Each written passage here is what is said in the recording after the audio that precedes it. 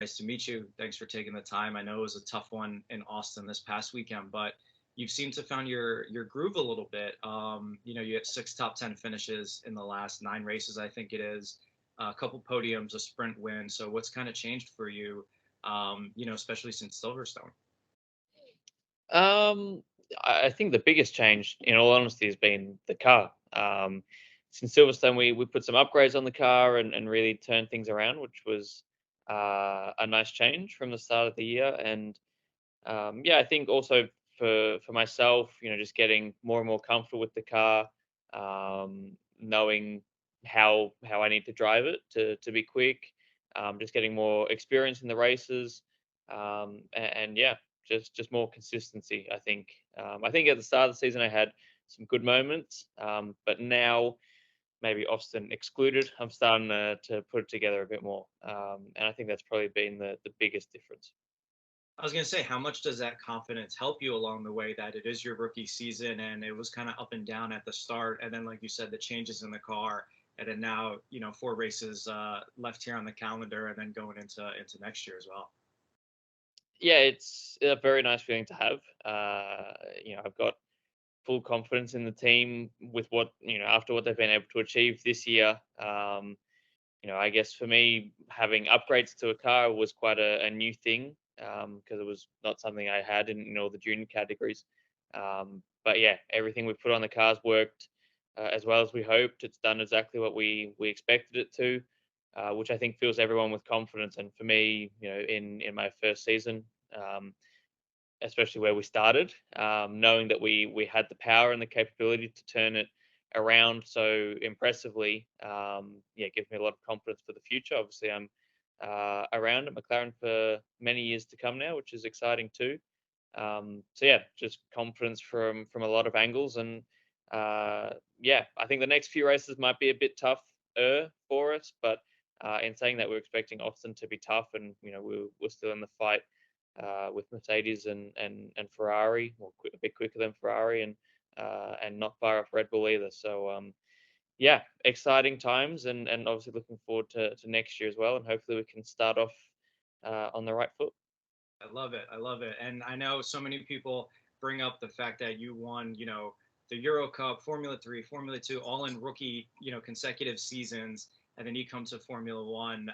And like we were just talking about, a little up and down to start with, but you've really, leveled out and found your stride, like we just said. What's kind of been that biggest learning curve for you making that jump?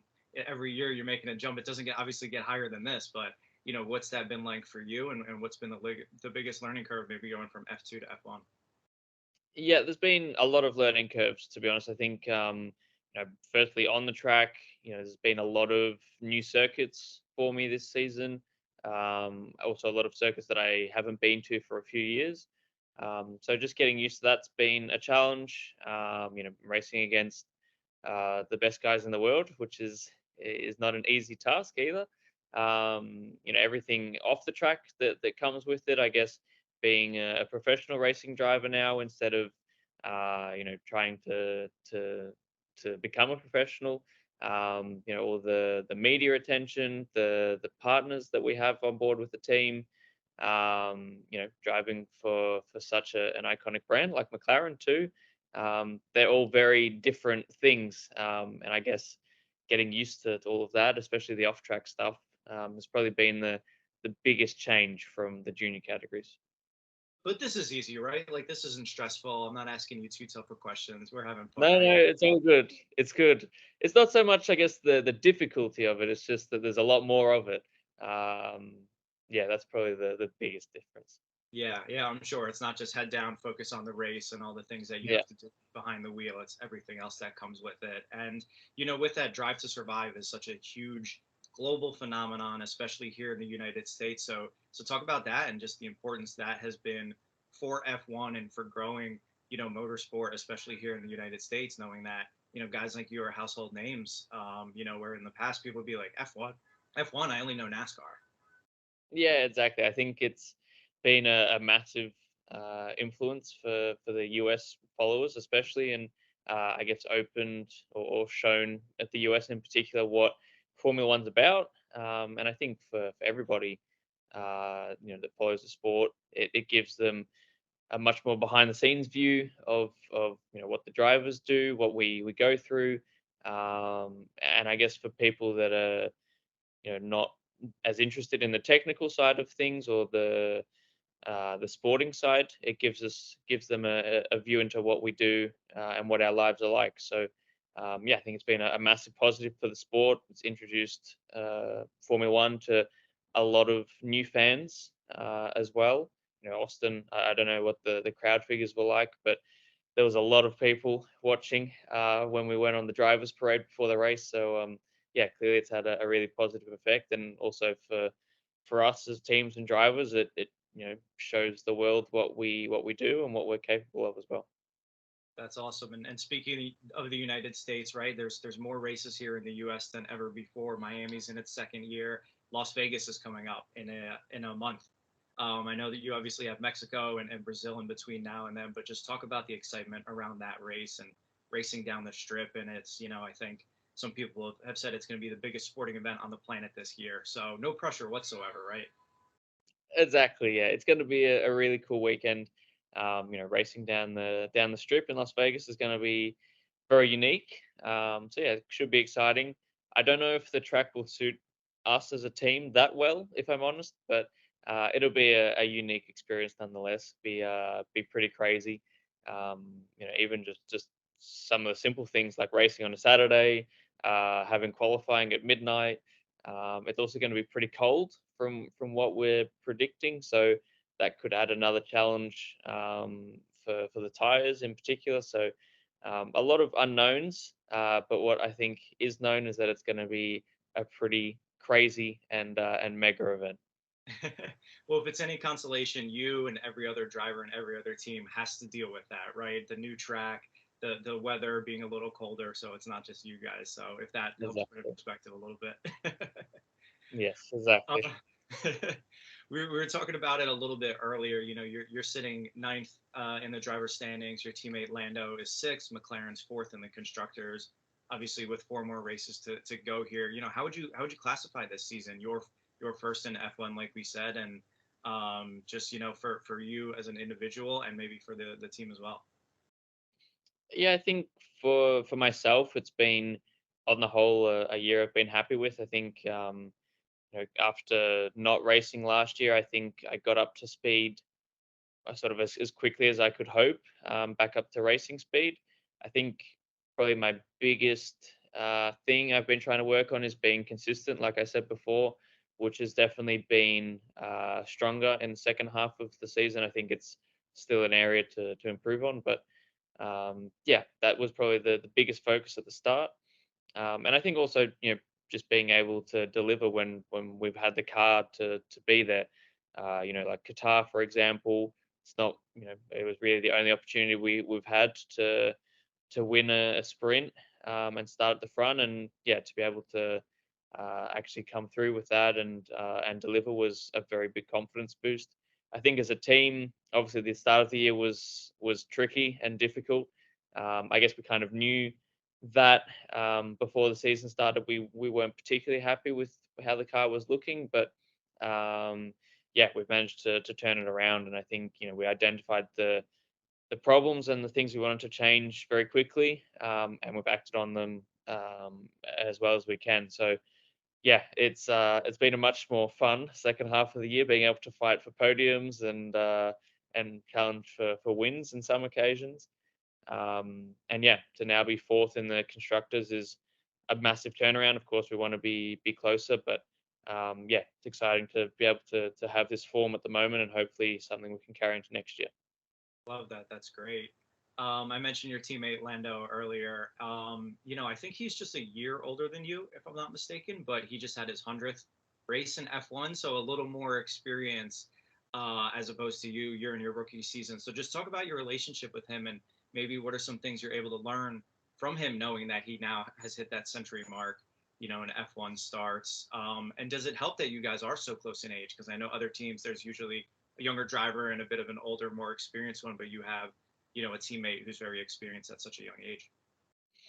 Yeah, I think we've been getting on well the whole year. Of course, we're still getting to know each other better and better.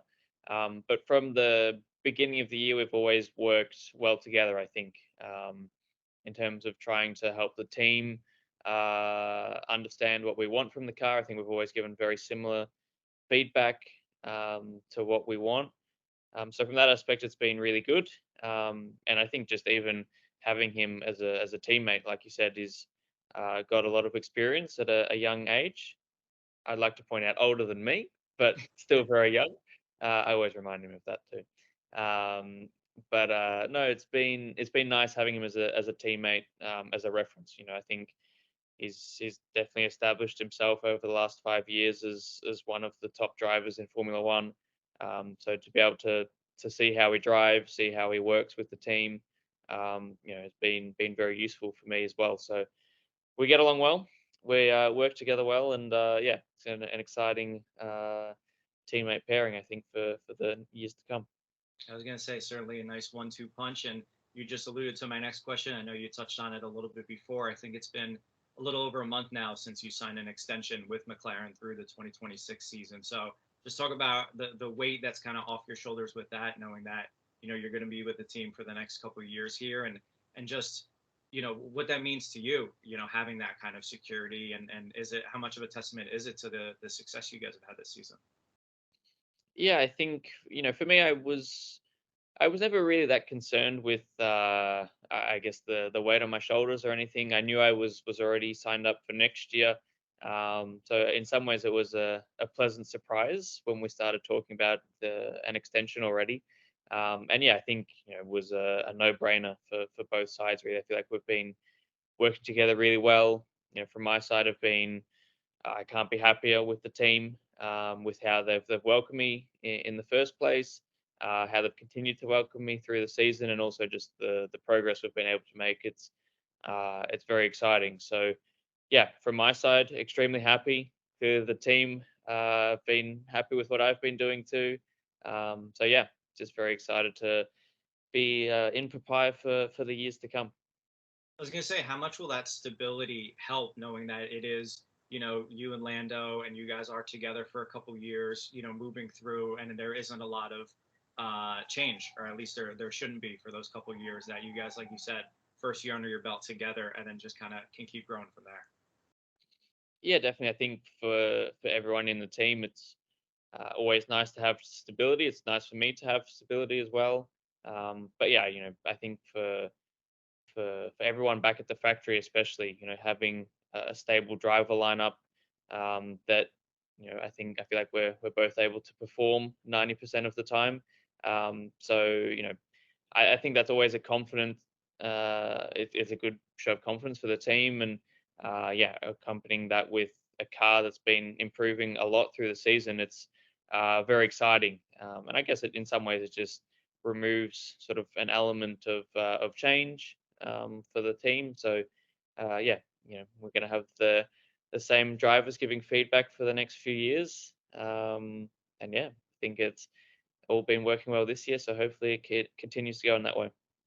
I love it. And, I know our time is running short here. I'm sure you got a lot of other things to do, probably more interviews or at least taking some of the sights and sounds around New York. But you talk about confidence and stability. And I hate to bring up another team, but Red Bull, they just absolutely dominated this year. And they're obviously the team to beat. So, $1 million question: how does McLaren and everybody for that matter catch up to Red Bull and then hopefully knock them off this dynasty and kind of shake things up here in F1, and supplant them as champions?